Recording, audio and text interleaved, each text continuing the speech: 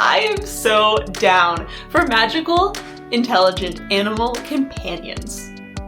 I think it can improve almost every book, and I am overjoyed that this is now part of the series. So happy that I am instituting a new way to score these books. Book 4 is where the Alex Verus series kicks it off. I love book 4 so much that I would recommend to people to just skip books 1 and 2 and start the series with 3. Because I feel like you need to read book 3 in order to really understand book 4 and all the emotional ramifications there. But you could totally skip books 1 and 2. Because the first few books, they were like, okay, but book 4 is where we really got like emotional consequences. Hardcore for Alex. This is the book where Alex's past comes back to haunt him, finally, after all those hints. Because he was involved in the death of this guy's sister, and now that guy and his cronies are out to kill Alex. And you can just feel Alex getting slowly more and more resigned to the fact that he's probably going to have to kill these people before they'll stop trying to kill him. That there's no way to resolve this peacefully. And when he finally does, in the end, just take them down, and then you can tell that inside he's freaking out because he doesn't want to be this violent person. He's just been pushed into it by this circumstance where it was kill or be killed, and he chose to kill, and now you can just tell that he is so angry at the world for having to be in that whole situation. And doing that has real consequences in the narrative. He loses friends over that when they realize how far he's willing to go. So, book 4 is what really helped me fall in love with this series. Not just liking it, but loving it. Because it was so emotionally raw and beautiful. And on top of all that, it worked with the foundation that the first 3 books had given it. That it was because I cared about these relationships so much that it was terrible when they fell apart because they couldn't accept that Alex was willing to go the final step. And let's talk about Alex for a second, because he's a kind of interesting fantasy protagonist. What I'm used to as a fantasy protagonist is, even though there is no hope and everything looks bleak and there's no way the hero could win, the hero tries anyway. But with Alex's powers, things get a little bit more interesting. Because he can tell when there is actually no hope and no way to succeed. He can see the futures and know, oh, there's no possible future in which I can do anything to help in this situation. And when he comes to those realizations, he just gives up and watches. Not gives up entirely, but he just sits on the sidelines for those little moments. And that was kind of refreshing and terrible to have to sit on the sidelines with Alex, watching this terrible thing unfold, knowing that anything he did would only make it worse. Like, oh, that juicy angst. And it really is playing with this interesting setup that they have with Alex's future sight. And that's part of what makes Alex so scarily competent. Though he knows when to give up and when to not try, he also knows when to try. And once he decides to do a thing, he sees that through to the end, and he does it well, and he does it right. Like in book 4, when Alex finally decided to stop just doing defense against this group trying to kill him and go onto offense, it was like a chapter later that they were all dead. He gets those things done. And this relates to this quote that I have been turning over in my head over and over, which is Jim Butcher, writer of the Dresden Files books, said, Harry Dresden would like Alex Verus tremendously and be a little nervous around him. I'm like, oh, that's such a juicy little tidbit, because of course they would get along. Like, you can tell that these series are very similar in a lot of ways.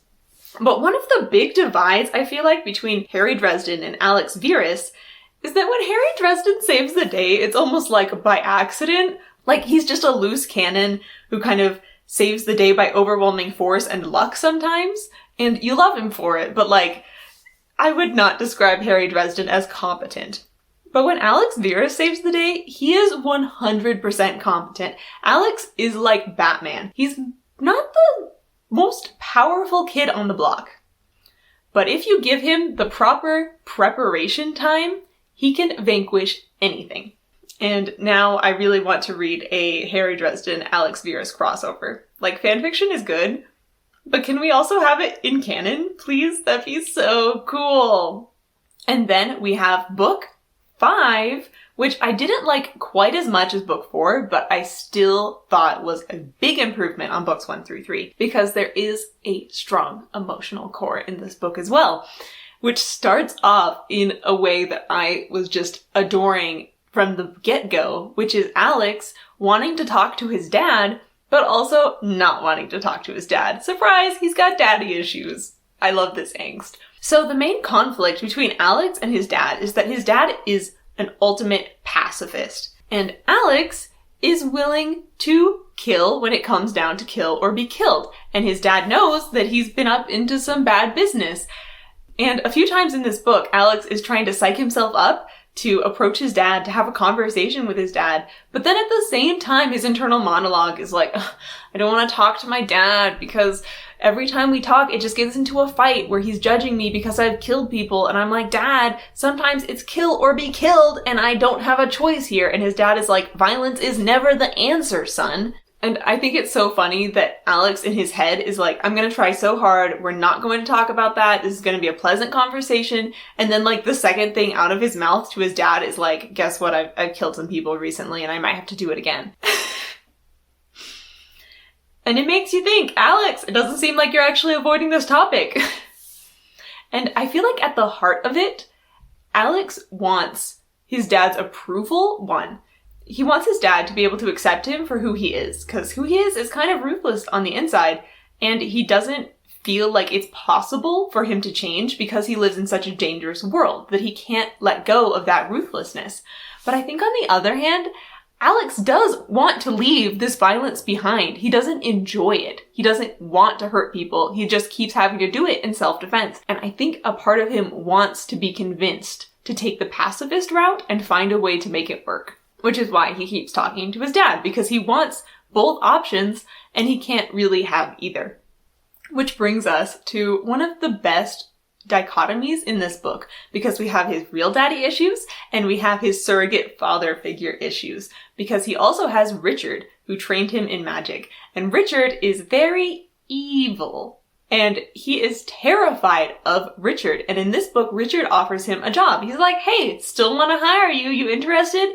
And Alex is terrified of this possibility, and he says, no way, never. But you can tell he's so scared that one day he'll want to say yes, because in his heart, he knows that one of the lessons he learned from his evil master, Richard, is being ruthless. And he can't let go of it like his father wants him to. The lessons that Richard taught him was always looking out for yourself, for prioritizing your own needs, being a little power hungry. And that is the kind of thing that has kept Alex alive in this terrible, violent situations that he gets himself into. So he wants to let go of the possibility of ever being like Richard, because he recognizes that Richard is totally evil. But also, he can't let go of it. So Alex is trapped in the middle of these two perspectives of ultimate pacifism and ultimate ruthlessness, and he doesn't want either, and he can't get away from either. Also in this book, we got to explore more of the emotional psyche of Anne, who is a very gentle soul, but inside a secret killer.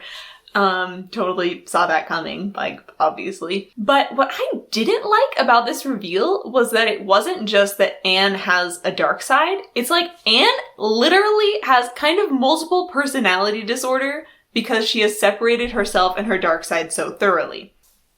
And I feel like that gives less power to her emotional arc and development. Because if it's literally a separate personality, her problem is more like, hey, you should learn to merge the two halves of yourself into one stable person. Which is almost the same thing, but slightly different from her just having violence inside of her and needing to come to terms with it. Because I feel like on one hand, it's more of a psych issue, and on the other hand, it's more of an emotional self-acceptance issue. Because though they're very similar problems, they're slightly different. That one of them can be solved by accepting yourself, accepting that there's a violent side to you, figuring out how you're going to work with it, and the other side, you literally need psychological help because you have a mental illness. And I think it also undermines one of the climactic moments of this book, where Anne is put in a fight to the death against Crystal. And she says, I don't want to fight anyone. I'm just like a sweet cinnamon roll over here. Like, no thanks. And then Alex has to make her angry enough so that she hulks out into her dark side alter ego so that she'll go in for the kill fight. But that just kind of takes away Anne's agency, her choices in this situation, because it isn't Anne accepting, hey, sometimes I have to defend myself when I'm put in a fight to the death. It's her accidentally hulking out against her will because Alex insulted her. So, also in book 5, we have the introduction of one of my new favorite characters, which is Hermes, the fox, who is sentient and also can teleport. And I am so down for magical, intelligent animal companions. I think it can improve almost every book. And I am overjoyed that this is now part of the series. So happy that I am instituting a new way to score these books, which is the Fox score. So book 5 gets an A on its Fox score for introducing the wonderful character of Hermes, because even though Hermes doesn't talk, you can tell that he is a little prankster, that he trusts Alex but wants to fool around with him anyway. However, book 6 was disappointing in the Fox score way. Book 6 only gets a C because when Hermes came home with Alex at the end of book 5, I was like, new animal companion, we are rolling out. This is so exciting. And then book 6 opens. You're at his apartment. No fox. No fox. No fox. And every time there would be a scene at the apartment, I was waiting for the fox to show up. And he eventually did for like a scene. So he's still around, but he didn't really do much. And that was very disappointing to me. I don't necessarily think it makes the book itself worse, which is why we've put this in a separate score. This is a score that is separate from my enjoyment of the other parts of the book, because putting in characters that don't necessarily fit with the plot won't necessarily help the plot. But I was still incredibly disappointed, so this gets a low Fox score. But the book itself, pretty good. After books 4 and 5, which were such like emotional powerhouses, book 6 was disappointing. It was like back to the same kind of like thing as books 1, 2, 3, where it had some emotional beats, but like not as much. Because Alex doesn't have a big emotional conflict in this book. Like there's a little bit where if he does one thing, it helps one evil party. And if he does another thing, it helps a different evil party. So his choice is kind of like a choice between which is the greater evil here, and also a choice of activity versus inactivity, because he could also just do nothing. But knowing Alex, he's got a great drive to save the day, so he does end up helping one of the lesser evils. Which is one of the things that book 6 did do pretty well, which was like the plot stuff. That there were lots of important things that happened in this book plot-wise for the book and for the series as a whole, that I can tell that this book like needed to happen. Because in this book, Alex joined the Magic Police, Morden the Evil Mage joined the Light Council. Lots of political, important shakeups happened for the series. But I wish there had been more emotional angst, you know? And finally, I was also disappointed in books 4, 5, and 6 because there are still no throwing knives. Obviously, this should be his weapon of choice. Why doesn't he have a set of throwing knives yet? There were no knives thrown. Disappointing. So before I said that I was sure it was going to happen by book 5 because obviously it should be happening. But now I'm just going to change that guess to by the end of the series. He better have some throwing knives. Come on. He's good at throwing things. He's always getting into dangerous situations. It would be so good.